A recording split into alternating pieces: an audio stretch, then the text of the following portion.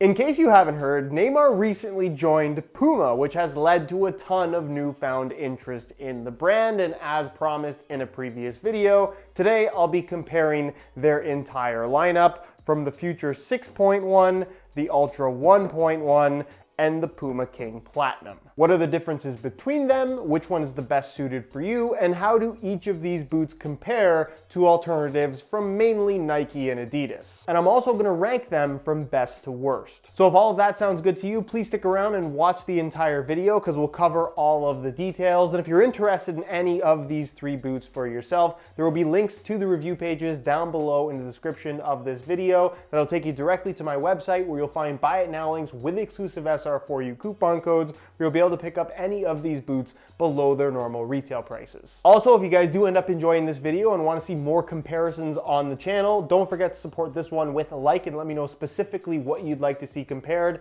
down below in the comment section. And if you're new here watching for the first time and don't want to miss out on weekly content on everything football boots, make sure you hit that subscribe button.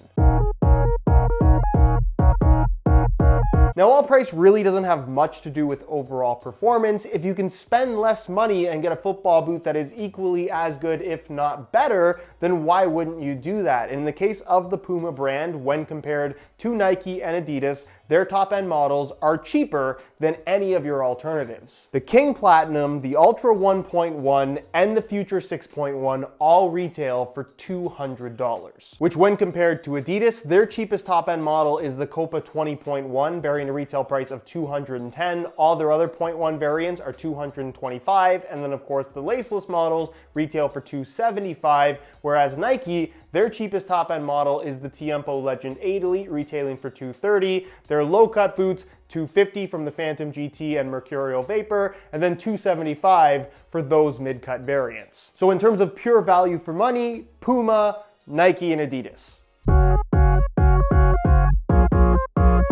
Something that I always like to see when it comes to a brand offering multiple top-end models is a legitimate difference when it comes to feel, and that typically comes down to the uppers, where in the case of the Puma brand right now, you have an option in the Future that's going to be the most padded. You have something in the middle where it's not too thick, not too thin, in the King Platinum, trending towards the thinner side of things when it comes to comparing these to other leather football boots. Then you have more of your true barefoot feel on offer from the Ultra 1.1. So depending on what you like the feel of, there's a little bit of something for everybody here. And I think the best way to describe the feel of a football boot that most people haven't worn before is compare it to football boots that they are a little bit more familiar with. So in the case of the Puma Future 6.1, it features a knitted upper that does have a little bit of extra padding in the liner as well, a little bit of texture on the surface, some polyurethane in very targeted areas to provide a little bit of additional grip on the ball. But in general, if I had to compare this upper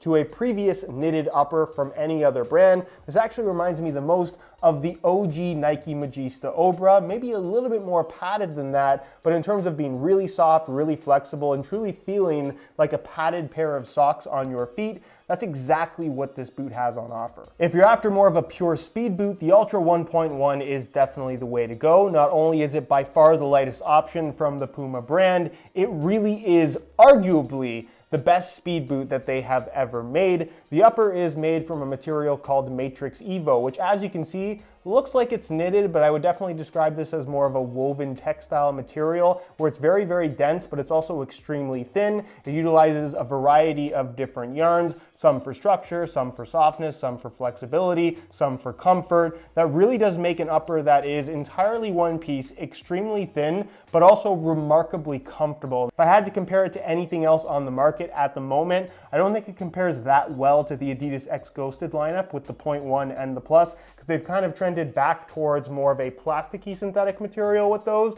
but definitely the Mercurial Vapor 13 and Superfly 7 Elite with their Flyknit uppers. This is pretty similar to that, a little bit thinner, it has a little bit less texture to it, so it's maybe a little more raw in that sensation. It doesn't have a lot of polyurethane as a top layer, it's just texture coming from the woven material itself. You have a little bit of a polyurethane material running through the forefoot and toe box area that I think is there more as a protective layer than anything else. But nonetheless, if you're looking for a very raw barefoot sensation, but also an upper that is remarkably comfortable, that requires very little break-in time, the Ultra 1.1 from Puma's lineup is definitely your best bet. And then there's the Puma King Platinum, which is somewhere in the middle of the Ultra and the Future, being made out of a kangaroo leather material with minimal reinforcement, with an internal support cage running through the forefoot and toe box area. Really nothing on the lateral side other than just a standard nylon liner and a little bit of a seam right here with a strip of leather that's not going to stretch all that much through the midfoot of the boot.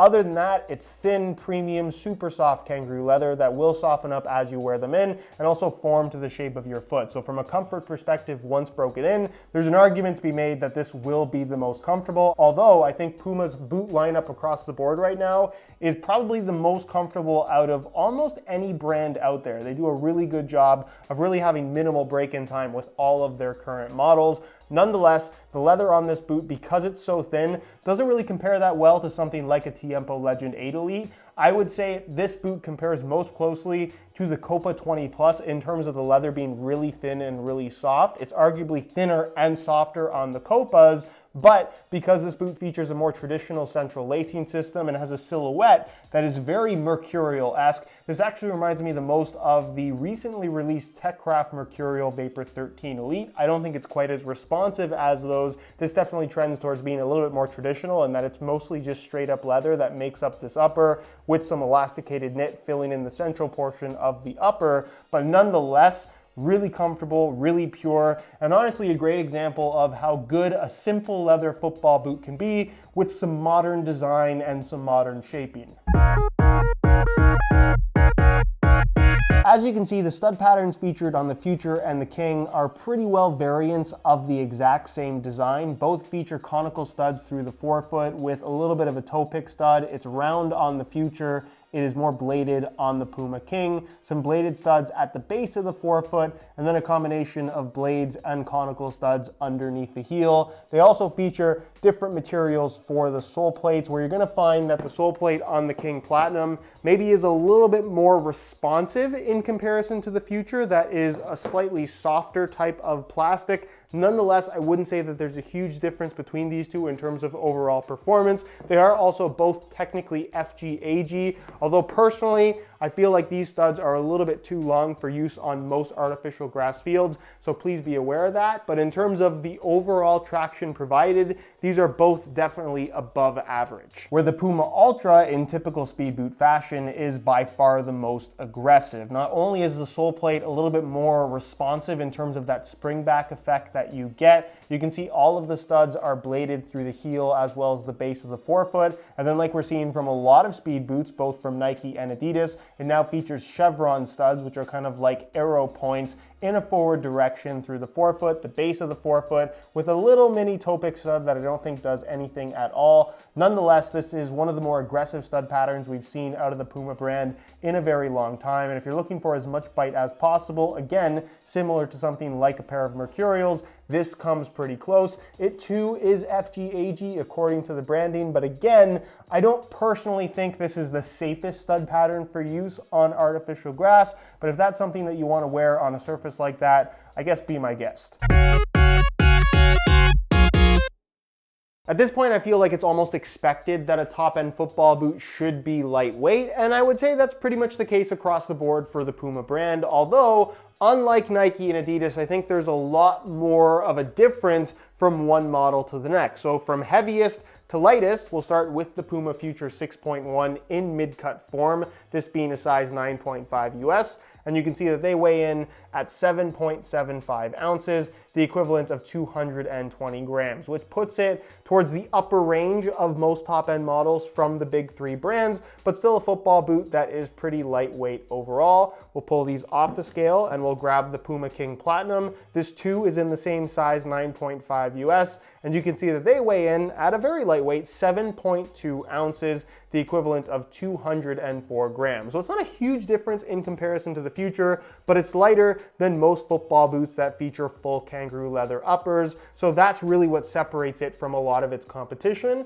Change the scale again back to ounces, and we'll throw on the Ultra 1.1, also in a size 9.5 US, and you can see that they weigh in at a significantly lighter 5.8 ounces, the equivalent of 164 grams, which basically means that the Ultra 1.1 feels almost weightless in comparison to the other two, and in comparison to not just speed boots from Nike and Adidas, this is pretty much the lightest speed boot currently on the market. And just to put things in perspective for a second, the last time we saw a speed boot this light was all the way back in 2010 with the synthetic OG F50 Adizero, which if we're comparing these to those, the Ultra 1.1 is a significantly better football boot. Now, when it comes to fit and feel, I figured I'd start by comparing these two because they're the two knitted / textile options within the Puma brand, although they do feel distinctly different on feet. The Future definitely has a softer, more padded feel, kind of like a traditional pair of socks, if you will, where the Ultra is a lot thinner, it's a lot more raw, and just doesn't really have much padding to it whatsoever.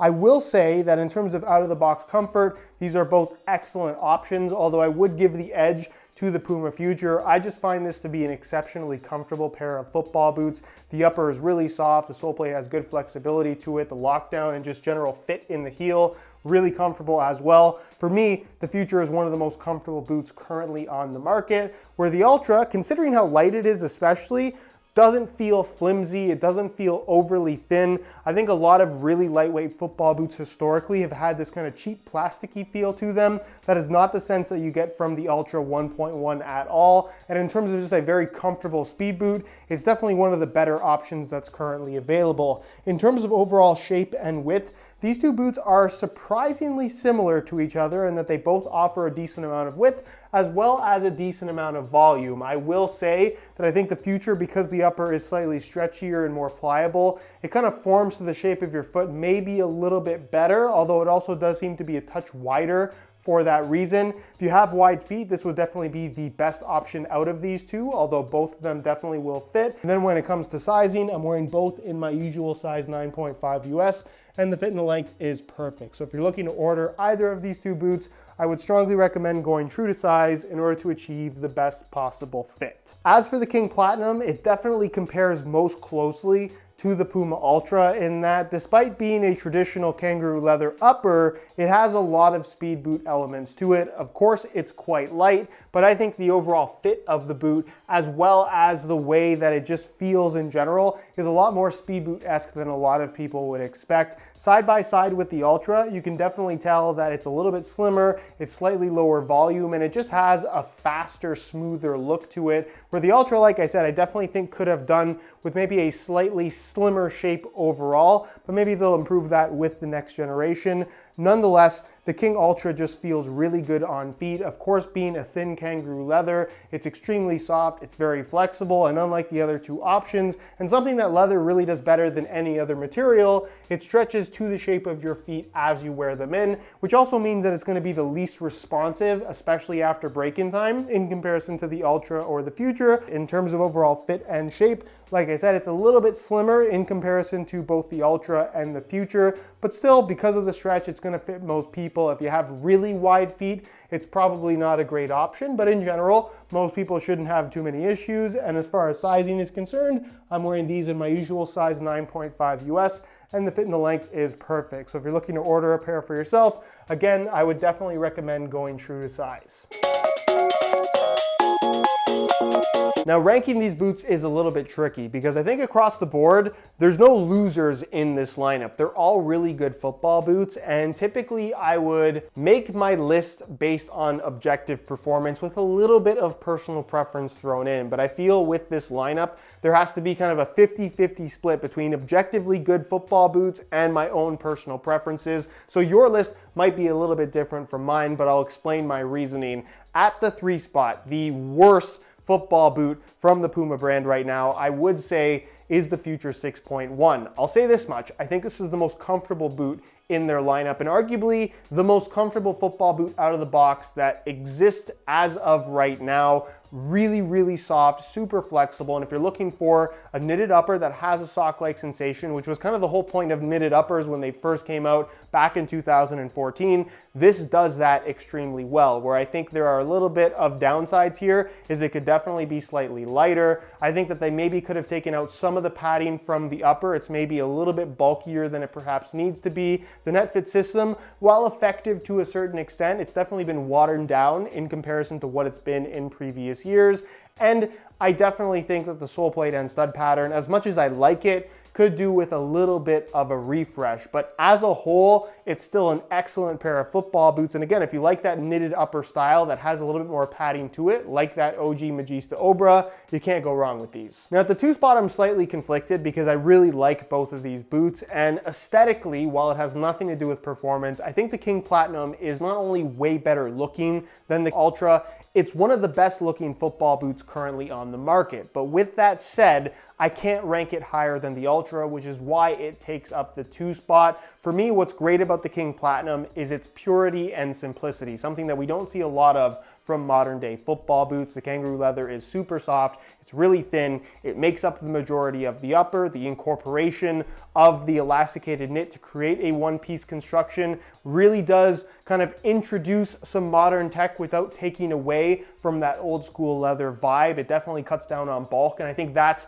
an expectation that a lot of people that have never tried a leather football boot before kind of have, that they're gonna be too bulky. That's definitely not the sensation with the King Platinum. Its silhouette and its overall fit is very modern and very speed boot-esque, which is definitely a good thing that I think a lot of people will like, especially if you're after a leather football boot for the first time. And then the sole plate and stud pattern, it's not quite full-on speed boot, but it definitely comes pretty close, and honestly is a good blend of traditional feel as well as aggressive traction, which I think makes sense given the amount of structure provided by this upper, not to mention for the price, it's just good value for money. And then finally, at the one spot, what I think is the best football boot currently on offer from the Puma brand, depending on what you're looking for, of course, is the Puma Ultra 1.1. That I think has maybe suffered from some unfortunate timing in regard to its overall release. Nonetheless, for $200, you really aren't going to get a better speed boot than this. It is not only the lightest option out there, the Matrix Evo upper is super underrated in terms of being